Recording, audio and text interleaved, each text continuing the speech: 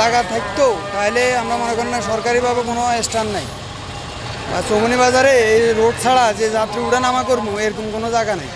যানজট সৃষ্টি হলে মানুষ তো যাওয়া লাগবে। যে রাস্তার ফুটপাতের দোকানদারের জন্য আমরা হাঁটতে পারি না।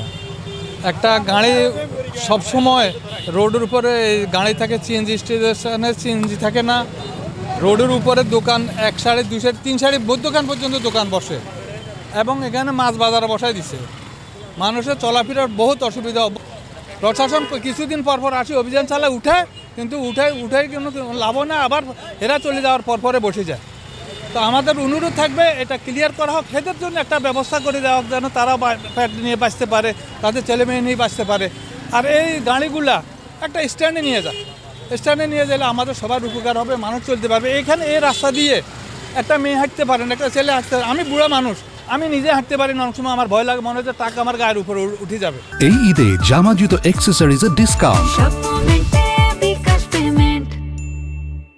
এটা তো সাধারণত 4-5 মিনিটের রাস্তা, তবে যানজটের কারণে লাগে আধা ঘন্টা বা 25 মিনিট, অনেক সময় আবার 1 ঘন্টাও লাগে, কারণ যানজটটা চৌরাস্তার পর থেকে শুরু হয়। তো মূলত রাস্তার উপরে হকার মানে দোকান বেশি, দোকান এবং সিএনজি স্ট্যান্ড এগুলোর কারণে যানজটটা বেশি হয়। লাইসেন্সবিহীন সিএনজি বা রোড পারমিটবিহীন সিএনজি বা ট্রাক বাস যেগুলো আসছে এটার ভিতরে একটা মামলা হইতো, এখন কোনো মামলা মকদ্দমা নাই। সেই কারণে গ্রাম অঞ্চলের যত লাইসেন্সবিহীন ফিটনেসবিহীন গাড়িগুলো আছে বাজারে উঠে গেছে। আমরা সিএনজিটাকে এলোমেলো, কোনো সিস্টেম মানে না, কোনো কিছু হয় না। আর ট্রাফিক ভাইরা একটু আগের 5ই আগস্টের পর থেকে ওনাদের নিষ্ক্রিয়তা যথেষ্ট, তবে গত কিছুদিনের ভিতরে একটু ওনাদের উন্নতি হচ্ছে, চিন্তার পরিবর্তন হচ্ছে। এবং পুরো রাস্তায় ঠেলাম, এত বড় রাস্তা, কিন্তু দেখা যাচ্ছে যে মানে মানুষ ফুটপাতের পরে ঠেলা, যত আইটেম আছে বাজারে এখন সব আইটেম ঠেলা দেবে। এমনকি মাছও পাওয়া যায় ঠেলায়, তরকারি পাওয়া যায় ঠেলা, গেঞ্জি পাওয়া যায় ঠেলা, ফল পাওয়া যায় ঠেলা, সব আইটেমগুলো ঠেলাতে পাওয়া যায়। এই ঠেলা এখন আরেকটা বিড়ম্বনা হিসেবে আসছে। এর অটো, এই যে আমার সব এখন বন্ধ করে দিচ্ছে, কিন্তু রেল লাইনের এখানে আর এখানে হঠাৎ টাকা ঢুকে দিচ্ছে। কি বড় গাড়ি না ছোট গাড়ি, কী অবস্থা তারা কোনো জানতে চায় না। বিশেষ করে ডেল্টার সামনে এবং রেলগেটের সামনে এই ঢুকার কারণে ঢুকে দিচ্ছে।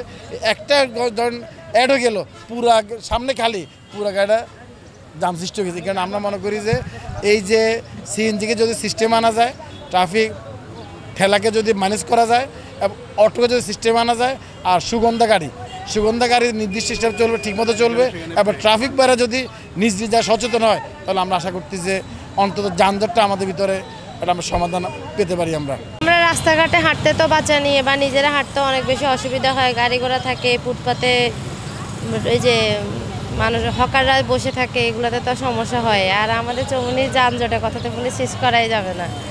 সেই তো পূর্ব বাজার থেকে একেবারে আপনার পশ্চিম মাথা পর্যন্ত প্রচুর জ্যাম থাকে। আইনি কোনো কিছুই তো দেখতেছি না আসলে। ট্রাফিক আইন তো ঠিকমতো মনে হয় যে হচ্ছে না, তাই ট্রাফিকদের কাজটা হয়তো করতেছে না কেউ, কর্তৃপক্ষ এটা কোনোভাবে বিশেষ নজরে দেখছে না, বিধেই তো আমরা ভুক্তভোগী, মানে জনসাধারণ ভুক্তভোগী হইতেছি আর কি। মানে প্রশাসনও চুপ থাকে, পৌরসভা, মেয়র, থানা সব নীরব থাকে।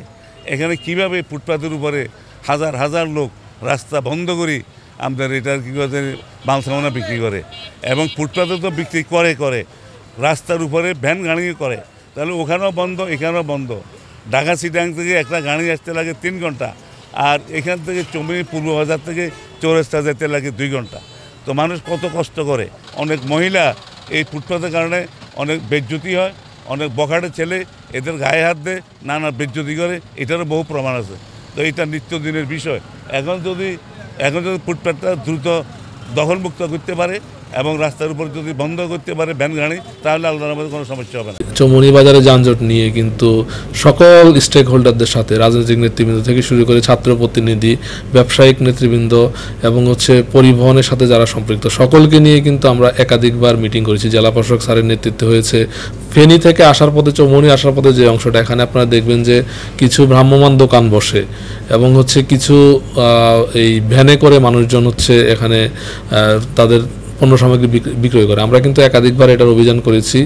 ইভেন আমরা কিন্তু কঠোরভাবে জেল জরিমানাও করেছি। তারপরও তারা বসে, আমরা আশা করছি আবারও আমরা তাদের বিরুদ্ধে হচ্ছে অভিযান পরিচালনা করব, যাতে হচ্ছে আমাদের এই যানজটটা আরেকটু সহনীয় পর্যায়ে আসে আর কি।